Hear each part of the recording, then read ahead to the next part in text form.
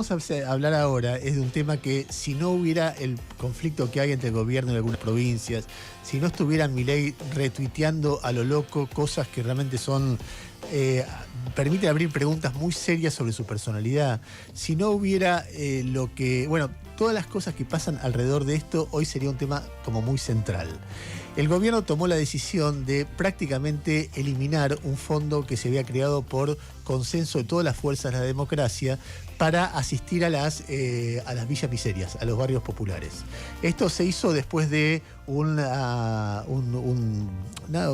semana donde hubo una cantidad de medios importantes que intentaron mostrar que ese fondo lo manejaba Grabois de manera corrupta. Y digo intentando porque no fue demostrado eso para nada, pero si hubiera sido así, lo que correspondía era correrlo a Grabois y administrarlo de manera honesta para que los fondos lleguen a sus destinatarios. Y lo que se ha decidido es que no hubiera más fondos para hacer accesos a los barrios populares, para hacer alguna piecita más en algunos lugares donde 8 nenes viven en la misma pieza, etcétera, etcétera, etcétera. Gustavo Carrara es un hombre muy importante, es obispo, es el obispo auxiliar, o sea, el número 2 de la Iglesia Católica en la ciudad de Buenos Aires, y está en línea con nosotros. Padre, buen día. Ernesto Tenemos lo saluda. ¿Cómo le va? Buen día, Ernesto, gracias por el llamado. Buen día para toda la mesa. Dado que soy un judío agnóstico, ¿puedo no decirle padre? Sí, dígame Gustavo, no hay problema. Bueno, Gustavo, a ver, tu acercamiento respecto de este tema, ¿cuál es? Bueno, a ver, yo desde el 2007 que integro el equipo de curas de villas de la ciudad de Buenos Aires, bueno, después ahora como obispo estoy también en otras tareas, ¿no? Evidentemente, y estoy en el equipo de obispos que acompaña a Cáritas Argentina. Por eso este tema tan sensible de la integración de los barrios populares para mí es muy importante, ¿no? Bueno, desde ahí me acerco a esta nota, digamos. Bueno, ¿y qué es lo que usted, cómo califica lo que pasó, o qué opina o qué siente de la decisión que tomó el gobierno? Bueno, yo creo que es una equivocación, y si uno de las equivocaciones uno puede corregirlas. O sea, mi deseo es que se corrija esta equivocación, estamos a tiempo, porque si no puede generar una catástrofe.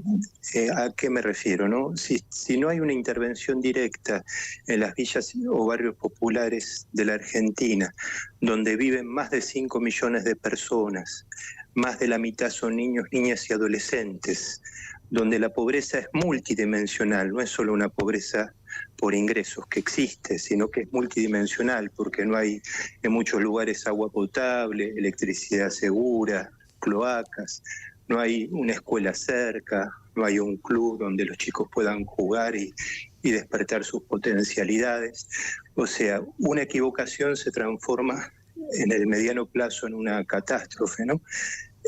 Todo gobierno que asume tiene como ideal, bueno, reducir la pobreza, por lo menos es lo que se dice. Bueno, acá este proceso que se ha dado a lo largo de los años es un proceso que apunta a ir, a mi juicio, contra el núcleo duro de la pobreza, interviniendo de modo directo, ¿no? Entonces es una equivocación grave, y las equivocaciones las podemos corregir. Yo apunto a que esta equivocación se pueda corregir a la brevedad posible, y que los fondos destinados a la integración de los barrios populares estén, ¿no? Eso es un poco mi perspectiva. Gustavo, hay dos miradas dominantes en la discusión pública sobre estos fondos que me interesaría transmitirle, y querría saber por qué usted cree más en una de ellas que en la otra. Una mirada es que son fondos que no se controlan, son fondos corruptos, son fondos que se hacen para hacer política y que por lo tanto deben ser recortados. Otra mirada es que acá no hubo corrupción, no hubo caja política, sino que lo que hubo es un intento tibio, pero intento al fin, de ayudar a la gente que menos tiene. Me doy cuenta que usted está más inclinado a la primera que la segunda, ¿es así? Digo, la segunda que la O primera, sea, quiero decir. sí, por eso me quedé. No, a ver, es así en concreto. Y además se habla, acá hubo un proceso muy valioso, ¿no? Primero surgió el Registro Nacional de Barrios Populares. Nosotros hoy tenemos un registro de cuántas villas o barrios populares hay en la Argentina. Eso hace unos años no existía. Si uno decía, bueno, ¿cuántas villas o barrios populares hay en la Argentina? Nadie lo sabía decir. Bueno, hoy se puede decir, ¿no? Y es un relevamiento que hizo Cáritas Argentina, los movimientos populares, una organización muy importante como Un Techo para mi País, hicieron ese registro. Después eso se transformó en una ley que tuvo primero en el 2018, una ley que hubo unanimidad prácticamente de todos los espacios políticos. En el 2022, cuando la ley se vencía de esos primeros 4 años, hubo de nuevo otro proyecto de ley donde hubo solo 3 votos negativos en diputados y un solo voto negativo en senadores. O sea, una ley de mucho consenso entre personas que por ahí piensan distinto. Yo fui testigo porque me tocó acompañar desde Cáritas ese proceso y hubo renuncia de un lado o de otro en bien de ayudar a los vecinos y vecinas de los barrios populares. Entonces, no solo son fondos que son importantes, sino también es diálogo entre las distintas fuerzas políticas buscando que la gente viva mejor. Eso es muy importante también destacarlo. Ahora bien, los fondos y su aplicación son perfectamente controlables. Y bueno, si hay algo que no se hizo bien, bueno, que se presente en la justicia esa denuncia. No se ha presentado, a mi entender. Pero en estos años surgieron cosas muy concretas, lotes con servicios, mejoramientos de vivienda, escuelas que se hicieron, espacios deportivos para los niños y adolescentes. O sea, yo que soy creyente y creo en la vida eterna, creo profundamente que la gente en esta vida tiene que vivir bien, y especialmente los niños, niñas y adolescentes. ¿Qué culpa tienen de que el mundo adulto no nos sepamos organizar para que ellos vivan bien? Ese es el planteo. Gustavo, en los últimos meses, desde que asumió Milei, yo recuerdo un pronunciamiento de la Iglesia o de algún sector importante de la Iglesia planteando que no estaba llegando la comida a los comedores populares. ¿Esto sigue ocurriendo? ¿Esto se corrigió? ¿En qué estado está esa situación? Bueno, el tema alimentario es un tema central, digamos, y que vuelve a la discusión, ¿no? Si estábamos discutiendo antes mejoramiento de viviendas, agua potable, nuevas escuelas, hoy aparece con más fuerza el tema alimentario. Y bueno, todos los espacios que hasta este momento con organización comunitaria daban de comer, deben tener los recursos adecuados para poder hacerlo. Entonces, hace relativamente poco nosotros presentamos en una mesa en la Secretaría de Niñez, Adolescencia y Familia, lo que era antes Desarrollo Social, un relevamiento de comedores de la Iglesia Católica, de la Iglesia Evangélica y también de los movimientos y organizaciones populares. Todos necesitan de la ayuda del Estado para que la comida llegue a tiempo. La cosa viene lenta, en algún caso se empieza a mover, pero todavía viene lenta la respuesta en concreto. Y necesitamos de todos. La Iglesia Católica sola no lo puede hacer. Necesitamos de todas las organizaciones también, que también no hay problema que luego se audite y se controle. Perdóneme, ¿cuántos comedores tiene la Iglesia Católica? Más o menos en el país o en la ciudad. Bueno, más o menos lo que nosotros llevamos desde Cáritas, en un relevamiento para lo que llamamos el PNUD, lo que se llama el PNUD, son más o menos 1.800 y algo lo que hemos presentado, ¿no?, a lo largo del país. O sea, ustedes tienen 1.800 comedores, o sea, que están organizados por la iglesia. Esos comedores, si tuviera que hacer un panorama de qué pasó en estos 2 meses, antes de hablar de la asistencia del Estado, etcétera, la cantidad de gente que asiste a los comedores, ¿aumentó, se achicó, se mantiene más o menos constante? ¿Qué es lo que perciben que está pasando en los comedores? Bueno, la demanda va creciendo. La demanda va creciendo, sí. ¿Se puede cuantificar? Sí. Donde había 100 hay 200, donde había 100 hay 110, donde había 100 hay 500. Mire, yo quiero ser siempre preciso, tratar de ser preciso con los números, va creciendo. Yo siento que eso va creciendo y lo veo por ahí en algún barrio en el que yo vivo o que transito más habitualmente, que las escuelas son más largas, evidentemente, ¿no? Gustavo, y respecto de la asistencia, ¿se recibe el 10% de lo que se recibía antes del 10 de diciembre? ¿Casi todo? ¿Casi nada? ¿Se frenó? ¿Cómo se puede cuantificar o calificar en términos adjetivos? Me doy cuenta que viene muy lento, que de a poquito algo se va moviendo, eso usted lo dijo, pero me gustaría tener alguna precisión informativa un poco más precisa, valga la redundancia.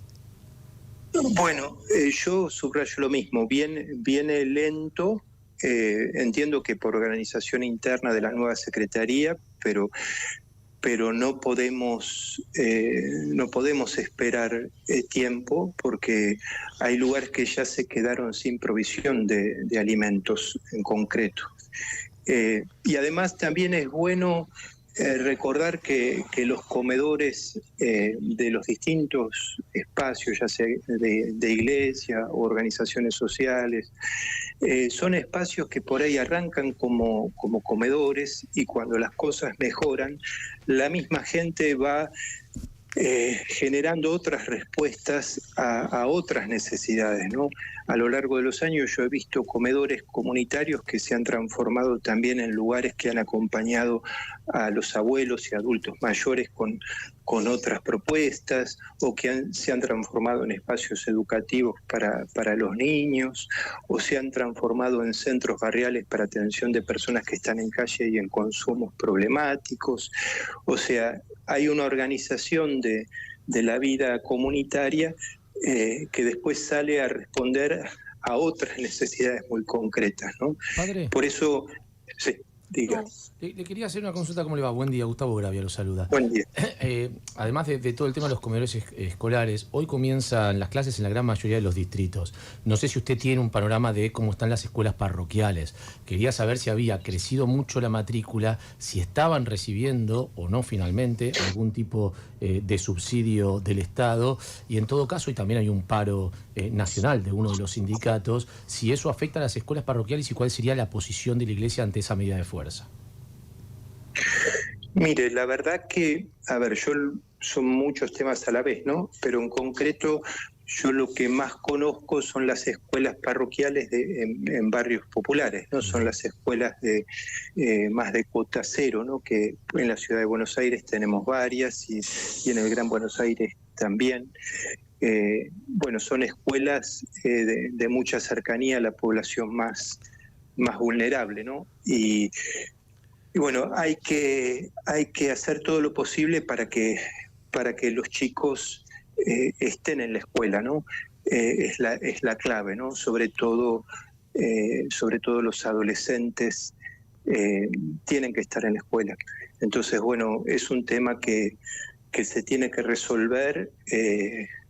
Si hubiera dificultades en concreto para el comienzo de las clases, hay que ponerse de acuerdo, porque los chicos tienen que estar en la escuela, ¿no? A veces la escuela se transforma como en la última frontera, en muchos casos, donde el mundo adulto se organiza para acompañar a los niños, niñas y adolescentes, ¿no? Está bien, pero y bueno, no hay que perder eso. Desde la Iglesia, ¿cómo, o desde su posición personal, padre, cómo se administra ese conflicto entre los chicos tienen que estar en la escuela, más que nada, como usted dice, porque en muchos barrios es la última frontera antes de que pase algo peor, y los docentes que ganan poco y dicen, sí, pero yo tengo mi derecho a protestar si no me suben el sueldo. Digo, ¿cómo se articula en la escuela parroquial ese conflicto? Bueno, digamos, hay que dialogar y hay que buscar las soluciones posibles. Evidentemente que los maestros tienen que cobrar bien, ¿no? Los maestros pertenecen a la clase media en la Argentina, y la clase media, bueno, está también sintiendo mucho. Hace tiempo la inflación le golpea en su calidad de vida, ¿no? Que así estamos de acuerdo que los maestros tienen que cobrar bien, y porque su tarea es primordial en la Argentina. Gustavo, antes de despedirlo, ¿de qué manera describiría usted la sensación que tiene acerca de lo que pasa en el país en este momento? Sin calificar al gobierno, ¿qué es una sensación de, no sé, se me ocurre, alegría, perplejidad, preocupación, inquietud, esperanza, resignación, no sé? ¿Cómo se define? ¿Cómo definiría usted lo que siente? Yo lo definiría con preocupación, ¿no? Porque con preocupación, si no logramos escucharnos, si no logramos dialogar, si no buscamos tener objetivos claros y comunes, bueno, se pone en riesgo sobre todo a la población más frágil del país, ¿no? Entonces lo miro con preocupación. Yo soy un hombre de esperanza, de que se puede hacer frente a distintas adversidades. O sea, no tengo un espíritu derrotista, ni mucho menos, pero esto lo estoy mirando con preocupación, sí. Gustavo, gracias por la deferencia y la generosidad de estos minutos. Gracias a ustedes y bueno, que tengan buen día. Igualmente. Estamos hablando con Gustavo Carrara, un hombre muy importante, es el obispo auxiliar de la ciudad de Buenos Aires, planteando que el gobierno debería revertir la idea de dejar sin efecto el Fondo de Asistencia a las Villas, porque eso podría generar una catástrofe, calificando como preocupante la situación del país porque no hay diálogo, o al menos eso es lo que yo interpreto de lo que acaba de decir, y informando que la asistencia a los comedores populares, a los comedores de la iglesia en particular, que son los que él conoce, va subiendo cada día, mientras la asistencia por parte de, estoy hablando de la asistencia en dos sentidos distintos, la asistencia de la gente y la asistencia, la ayuda del gobierno, viene lenta, es decir, que no está llegando en algunos lugares, en algunos comedores, la comida, ya no hay comida.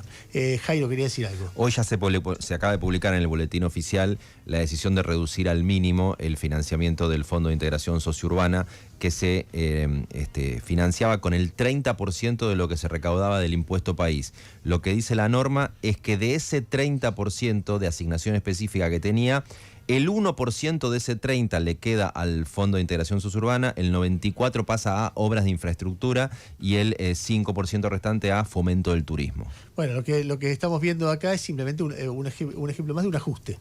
Es decir, se le saca como parte del ajuste un fondo de asistencia a los barrios más carenciados y vulnerables del país. Dicho así, es impresionante porque hay que tomar esa decisión. Hay alguien que toma decisiones. A mí me impresiona pensar en el dúo Milei-Caputo, cómo funciona eso. Che, ¿dónde tenemos plata ahí? Pero mirá que eso va a las villas, rebanácelo. ¿Y cómo hacemos? Y decimos que es corrupción de Grabois, y después se lo rebanamos. Hay que tomar esa decisión.